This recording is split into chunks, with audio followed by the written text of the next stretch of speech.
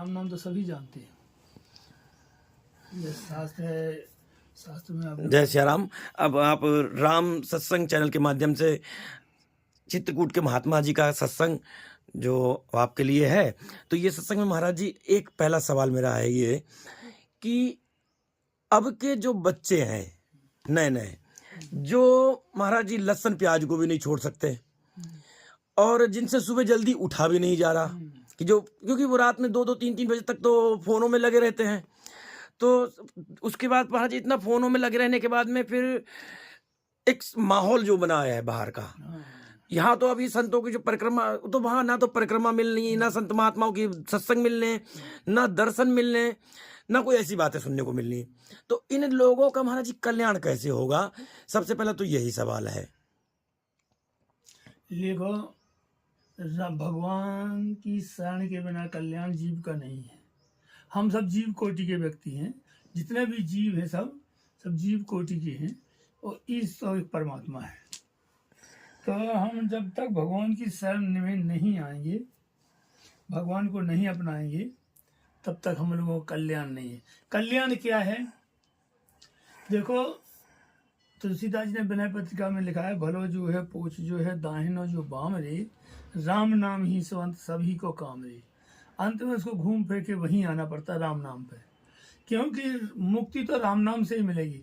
भुक्ति और मतलब जो आदमी की इच्छाएं हैं, ये सब तो अन्य देवताओं की उपासना करने से मिल जाती हैं, लेकिन मुक्ति जो है बिना राम नाम के नहीं होती है। संसार के भोगों की अगर कामना है तो भले अन्य इन साधनों में मिल जाए, अन्य साधनों से मिल सकती है, लेकिन वास्तविक जो सुख की अगर चाहना है, कामना है, तो ये मुक्ति तो बिना भगवान श्री राम जी के अलावा कहीं मुक्ति है नहीं। अच्छा महाराज जी, हमारे ब्रज की साधना में हम लोगों को जैसे ये बताया कि मुक्ति भी एक पिशाचिनी कहा है हम लोगों ने, तो सरसकों ने, आचार्यों ने, कि बोले मुक्ति की भी चाहना क्यों करनी? क्योंकि चाहना तो देखो, हम बताएं, ऐसा है, जीव ये संसार की जो शास्त्रों के अनुसार देखो तो क्या है, इस जीव बिना कर्म किए रहता नहीं है। नैव किंचित करोमीति है, माने एक क्षण भी नहीं, क्षण में अपना टेस्ट थे, एक क्षण भी नहीं रुक सकता बिना कर्म किए जीव। आपने चींटी को देखा होगा, चींटी दिन रात दौड़ती रहती है। रात में भी आप उजिला करके देखोगे चींटी दौड़ती मिलेगी, कहीं विश्राम करती नहीं मिलेगी उसको। वो बिल्कुल एक क्षण रुक नहीं सकती है। तो उसमें रुकने का क्या है कि थोड़ा सा मीठा डाल दीजिए, चींटी रुक जाएगी, उसी में ही लगी रहेगी, उसी को खींचने खांचने के लिए लगी रहती है। तो इसी प्रकार से संसार में भगवान ने, परमात्मा ने जो सृष्टि बनाई है, तो जैसे अब बालू में चीनी मिला दूँ अब, तो हम आप नहीं कर सकते अलग, लेकिन चींटी उसको एक एक कण से अलग कर बीन लेगी ना। तो ये उसका क्रम है। तो इसी प्रकार से परमात्मा ने हमारे अंदर में अनेकों गुणों और अवगुणों का मिक्स करके ये पिंडा बना दिया। अब इसमें से अलग अलग छांटते रहो, समझे? ये इसके काम इसके लिए दिया है, क्या सत्य है क्या झूठ है, झूठ सत्य इकट्ठा कर लिया। तो इसमें शास्त्रों में कई उपाय बताए। तुलसीदास जी की भाषा में तुलसीदास जी ने ये कहा कि क्षीर नीर विवरण गति हंसी, देखा ना, सुना आपने, पढ़ा होगा। तो क्षीर और नीर विवरण गति किसकी है? हंस की है। तो इसी प्रकार से साधुओं को कहा गया, संत हंस गुण गाहें पर हरि बारी विकार। तो साधु ही जो है राम से, संत जी राम जी की इच्छा से इसको क्षीर और विवरण नीर विवरण अलग करने की। जैसे जड़ चेतन है, प्रकृति 2 प्रकार की है। गीता के 3 अध्याय में भगवान कहते हैं प्रकृते क्रियमाणानि। प्रकृति शब्द जो है उभय लिंगी शब्द है, द्विवचन है। प्रकृति, प्रकृतिम प्रकृति प्रकृतानि, इस प्रकार से इसके रूप चलती है नपुंसक लिंग में। तो प्रकृति माने द्विवचन, दो प्रकार की प्रकृति है, समझे? प्रकृति 2 प्रकार की है, जिसको कि जड़ और चेतन कहते हैं। परा अपरा बोलते हैं, विद्या अविद्या बोलते हैं, और जड़ और चेतन बोलते हैं।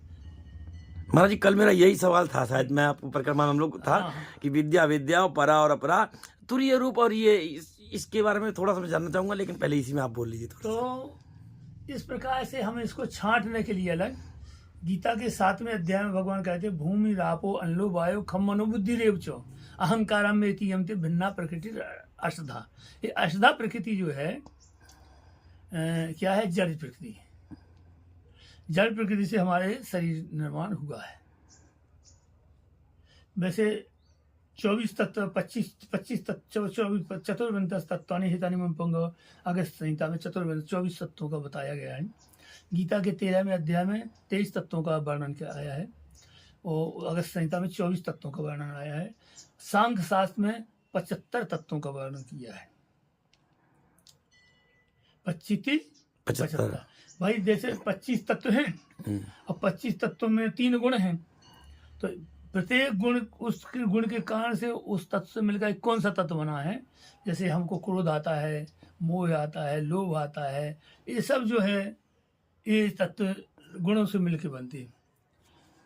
गीता पढ़िए आप 30 अध्याय में भगवान क्या कहते हैं कि सदृशम चेष्ट आगे जो हम एक श्लोक बोल चुके उसकी आगे कहते हैं सदृशम चेष्टे स्वस्य प्रकृति ज्ञानवान अपनी। जो ज्ञानी आदमी भी अपनी प्रकृति के अनुसार ही चेष्टा करता किसी कर्म की, समझ रहे? उसमें ज्ञान कुछ नहीं कर सकता है, क्योंकि प्रकृति सदृशम चेष्टे स्वस्य प्रकृत्या ज्ञानवान अपनी। जो क्यों? प्रकृति संभवानी भूतानी, प्रकृति से ही भूतों की उत्पत्ति होती है। प्रकृति संभवानी भूतानी और क्या सम्मानी भूतानी निग्रह किम कर सकती, उसमें निग्रह निरोध करें, रोक करें कहीं तो रोक कुछ नहीं कर सकता है। जैसे मान लो जैसे हाँ कोई पंडित विद्वान है, प्रकृति संभवानी भूतानी और क्या सम्मानी भूतानी निग्रह किम कर सकती, उसमें निग्रह निरोध करें, रोक करें कहीं तो रोक कुछ नहीं कर सकता है। जैसे मान लो जैसे हाँ कोई पंडित विद्वान पंडित है, वो राजयोग का जानता है कि ऐसे ऐसी कुंडली बनाने से लड़के का राजयोग, तो वो अपने लड़के का राजयोग के कुंडली बना दी, तो उसको राजयोग मिलेगा नहीं, समझे? वो कुंडली बनाने से उसको राजयोग नहीं होगा। जब उसके वो ग्रह उस जगह पे बैठे होंगे तब राजयोग, गणना और काल के अनुसार। हाँ, काल के अनुसार ही राजयोग बना देने से नहीं होगा। महाराज ये थोड़ा हो गई भाषा ऐसी कि जो सबके समझ नहीं आएगी, शास्त्रीय भाषा हो गई। इसको कलिकाल में अगर बहुत सरल करके कहें तो क्या कहेंगे कि इस कलिकाल में साधन के रूप में क्या जो बड़ी सहजता के साथ कर लिया जाए? सहजता के साथ में तो भगवान तुलसीदास जी ने यही कहा है कि सतयुग त्रेता द्वापर पूजा मख युग है, जो गति हो सो करहि नाम से पावे लोग। माने जो गति योग तप दान धर्म यज्ञ वगैरह करने से जो गति मिलती है, तो वो कलयुग में मात्र भगवान का नाम स्मरण करने, कलु हरे नाम केवलम, चेतन महाप्रभु ने चेतन चरितामृत में। तो भगवान का इस युग में जो है एकमात्र, इसमें क्या है, ये बहुत सुगम है। नाम में ना तो कोई कर्मकांड की जरूरत है, ना कोई मंत्र की जो आवाहन विसर्जन की, ना कोई आसन की, ना कोई कुछ नहीं, इसमें कोई नियम नहीं है। महाराज एक चीज, जैसे एक होता है कि बिना गुरु के कैसे जपें, गुरु ने नाम नहीं दिया, मंत्र नहीं दिया, ये लोगों का बहुत होता है कि गुरु बनाएंगे कब गुरु होगा। तो जिन्होंने गुरु नहीं बनाया, जिनके गुरु नहीं है, तो क्या ये भी सब नाम जप कर सकते हैं? नाम जप कर सकते हैं। उनको गुरु, बस गुरु यही है, शब्द ही गुरु है। जहां से सुना उसी को ही मान करके, देखो ऐसा है, हम निर्गुण ब्रह्म को तो नहीं अपना सकते, निर्गुण ब्रह्म का आराधना नहीं कर सकते हैं, हमको सगुण ब्रह्म की आराधना करनी है। तो सगुण में एक हारित स्मृति में एक श्लोक लिखा है, एक एक अक्षरम प्रदातारम ज्ञानम तेन गुरोर न मन्यते ते रौर्वम ब्रजीत, ऐसा उन्होंने लिखा है। तो जिसके मुंह से तुमने सुन लिया कि ये ऐसा करना है, तो उसी को ही गुरु मान करके और उसी बात पे एकदम से अनन्य हो जाना है, समर्पित हो जाना है, समझे? अनन्य का मतलब होता है कि अन्य की आशा नहीं करना, अनन्य। सो अनन्य जाके ऐसे मत न टरे हनुमंत, मैं सेवक सचराचर रूप स्वामी भगवंत। सचराचर रूप जो है ये भगवान का स्वरूप है और मैं इसका सेवक हूँ, इसको अनन्यता बोलते हैं। अनंता ये नहीं कि वो उन्हें कि अरे शंकर जी बहुत बड़े हैं, शंकर जी की भजन करने लगे। उन्हें कि उसके वो एक महात्मा थे, तो एक महात्मा रामानंदाचार्य जी के गुरु चेला बन गए, शिष्य बन गए। सो उन्होंने माथे पर तिलक लगाने लगे, बस श्री बुरी भैया। फिर उन्होंने कहा अरे यार इसमें क्या है, इसमें क्या है। कोई वो मिल गए गोरखनाथ जी के भगत, अरे हमारी गोरख साधना बढ़िया, इसमें बहुत कर्मकांड है, वो जी है, उसमें कुछ नहीं है, अपने डुल डाल खाया, डुल डाल करते नहीं करते रहो, ना सोच करो तो कुछ नहीं। इस प्रकार से भी करते रहे। तो उन्होंने कहा ठीक है चलो, तो इससे संस्कार तो सुबह उनमें सो उनने कान फाड़ दो, तो वो होगा। तो फिर बोले यार यार इसमें कहाँ, एक जगजीवन राम जी हो गए हैं। तो जगजीवन राम जी ने उन्हें कहा अरे यार ये तो सब बेकार ढोंग है, तो कुछ नहीं है, ये सरल उपाय है। तो उनकी वजह से उन्होंने हाथ में सेली बांध दी हैं। तो हाथ में सेली बांध दी, जब सेली बंध गई अब फिर बोले एक मियाँ मिल गया, अरे बोले यार सभी हिंदुओं के सब कबाड़ है, हमारे इसमें आओ। तो बस वो मुसलमानों का चेला बन गया। तो वो जब पहुंचा समाज में, बोले भाई तुम कौन संप्रदाय के हो। अरे बोले हम कौन संप्रदाय के हैं।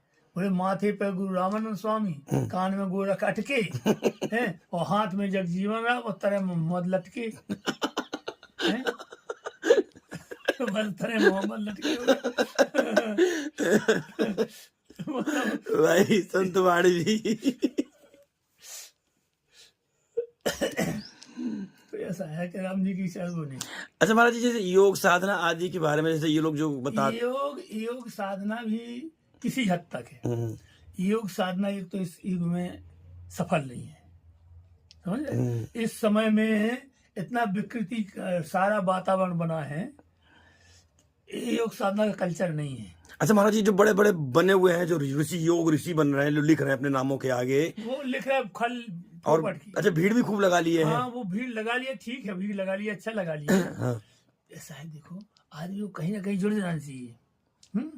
तो जुड़ने के लिए वो ठीक है, भीड़ लगाए, ठीक है लगाए, लेकिन उसमें कुछ है नहीं, है कुछ नहीं हासिल। वहां पर जब आदमी पहुंचता है ना, तो वो जैसे लिखते हैं रजत सीप में भास है यथा भान करवाए।